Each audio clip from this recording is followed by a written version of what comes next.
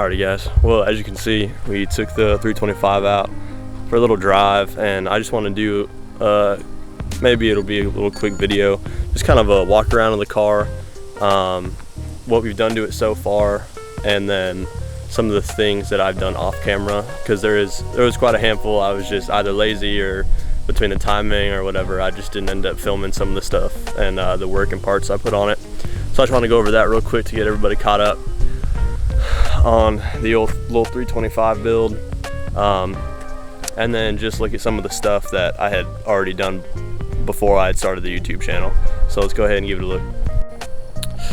Well, we got quite a few different areas to touch on, but we're just gonna go ahead and start with the interior first. So you'd seen the videos with the seats that we put in. We did the speakers all the way around except for the back, and then the garagistic short shifter, as well as this double din head unit, and I think that's it for the interior as far as the videos go. But we did do some other things before I started the channel. You've probably seen it a few times. Is this headliner, just like the rest of my interior was tan at one point. We took off the headliner, B pillars, C pillars, and A pillars, and rewrapped them in just a little black headliner material. I'm still trying to look for the rest of these pieces, as well as that stuff and the sunroof cover and the handles, try and get it all black, but not a big priority, but I do want to do it eventually. That C pillar, I broke the clips when I was pulling it, so that is what it is. I'll try and find another one as well. But yeah, and then I was going to use this as a GoPro mount.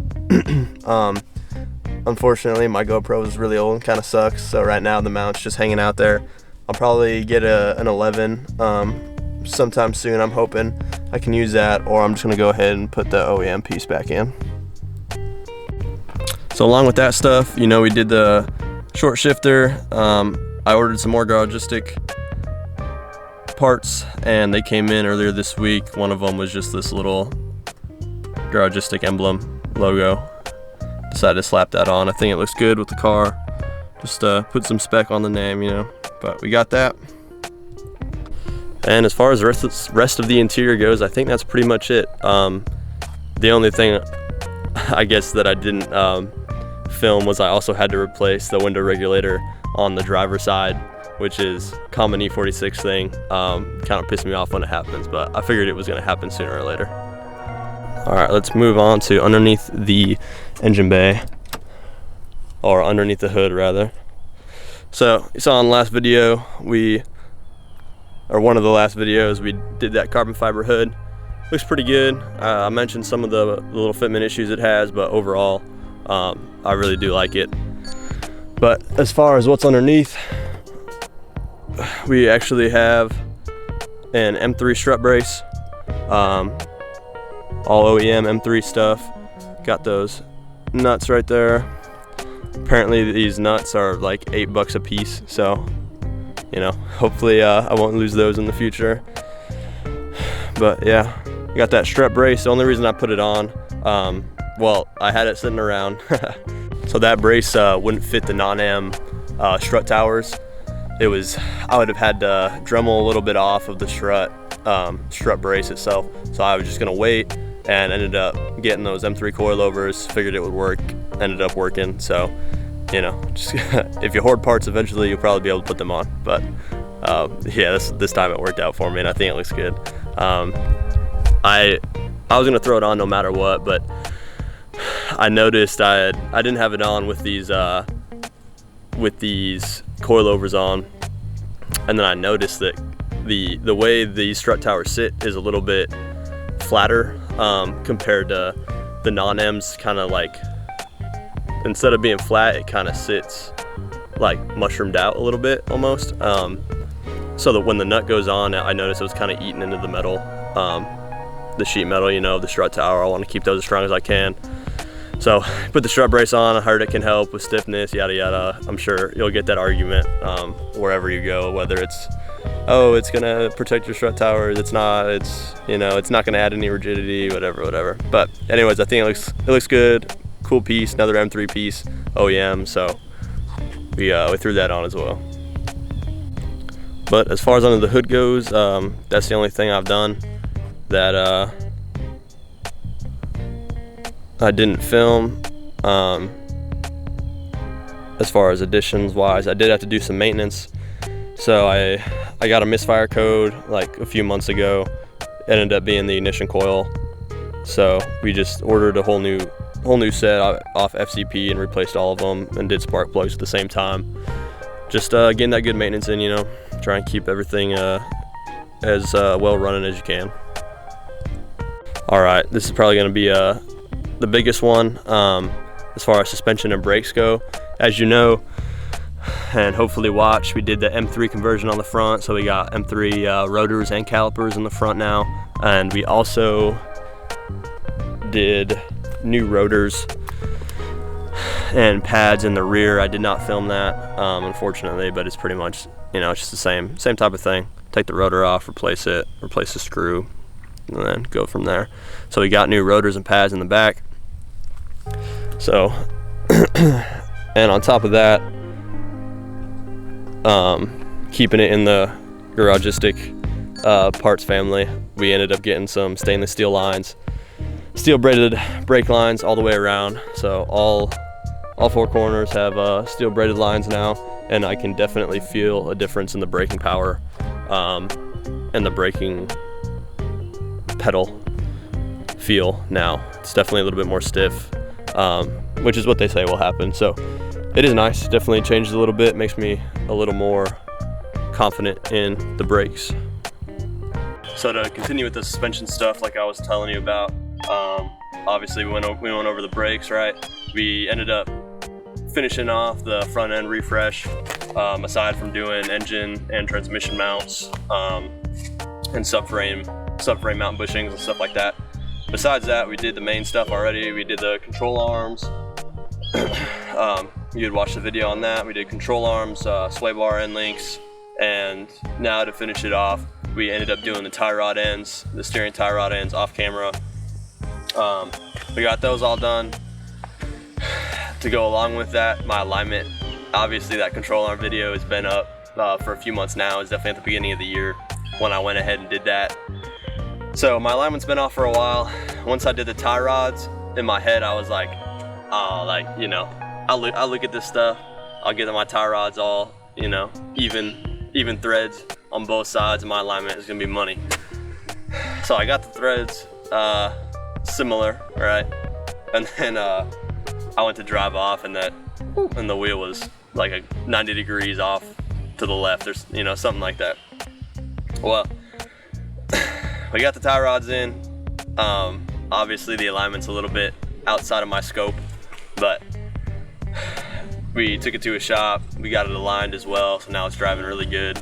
You can feel in the steering wheel, and obviously it's straight now since the alignment, and you can tell it's not really fighting with itself anymore, because sometimes before you go around turns and stuff like that, and it would just feel a little off, like just like the geometry was kind of fighting against itself. But now it's nice and smooth, there's no weird pulling or anything crazy like that. And actually the alignment fixed another problem that came up after the tie rod ends. So after the tie rod ends, apparently it's pretty common, I was looking it up in forums and stuff like that, I don't know if it's a steering angle sensor or what, but I was driving off right after I got done doing the tie rods. My brake light and my ABS light popped on yellow, just beep, and then popped yellow, and I couldn't get it to go off for the life of me. And I was like, oh man, that's another light that's gonna stay on the dash forever. But luckily right after we got it aligned, I drove it for a day, and then the morning after I got it back from the alignment shop, turned the car on, lights were on. So that pretty much fixed itself. As I feel like it's a 50-50 with the Beamer stuff. It either will end up fixing itself, or you're gonna get stuck with that light, you know, for a very long time. But luckily it all worked out, so. Alrighty, so we went over the interior stuff, some extra goodies that we got under the engine bay, the brakes, as well as the alignment with the tie rod ends. Now that the suspension, and we're done touching on everything else. You might have heard it earlier in the video, but another thing that we did off camera, kind of a big thing, but might be probably the least important, is we actually got an exhaust put on it. It's not anything super crazy, not anything super expensive. I was looking at exhaust before, as you do with the car, right? Like Borla, Corsa makes some, Magnaflow makes some, but all of them pretty much were over $1,000. And I was like, man, do I really want to spend $1,000 on this car just for some sound, right? Maybe it'd be different if it was a V8 or, you know, something a little bit more exotic, but for me right now, I just don't feel like it would be worth it to spend that much money. So we ended up going to a muffler shop and just did the good old resonator and muffler delete, the second resonator. I've heard it's on and off from different people on the forum, stuff like that, whether or not that's the best setup for, you know, budget exhaust. I was pretty skeptical, to be honest with you, because I've not heard great things. I'm sure you've heard the straight pipe E46s as well. Definitely does not sound very tasteful. So I was a little on the wire about it, but I was like, you know what, man? It's my first car. I've really had money to do stuff to it. I'm gonna want an exhaust eventually. Might as well just send it. If I don't like it, I can always get, you know, an axle back or whatever later down the line. So ended up spending a few $100s compared to over $1,000, and we'll go ahead and turn it on for you, give you some revs, and you can tell me what you think about it.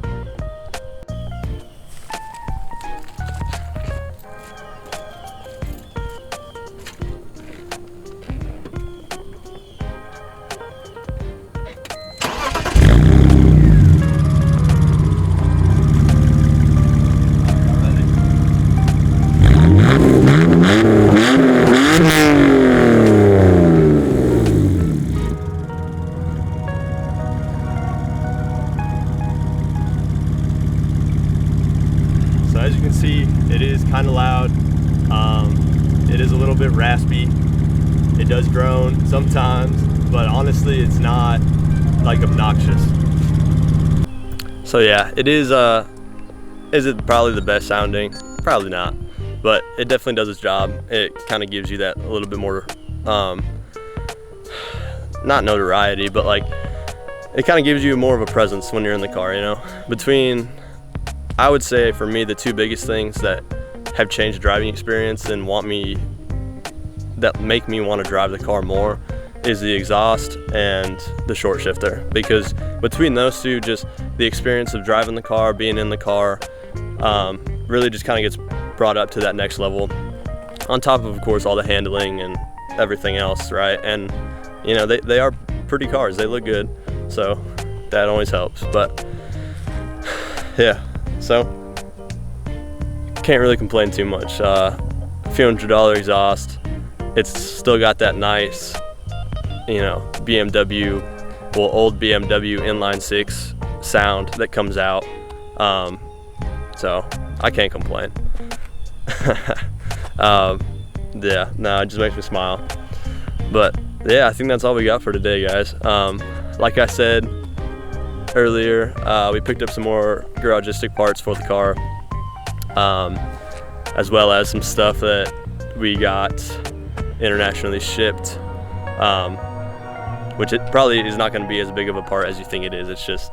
It's from an Australian company, so I'm happy to throw those parts in, and then hopefully y'all follow along, see where this little car ends up. We're hoping, what is it, it's nearing the end of the year. I'm hoping next year we'll start being able to do some autocross, SCCA type stuff, maybe get some road track days in, but we'll see. We've come a long way in a year with this car between everything, and it's just cool piling it on, you know.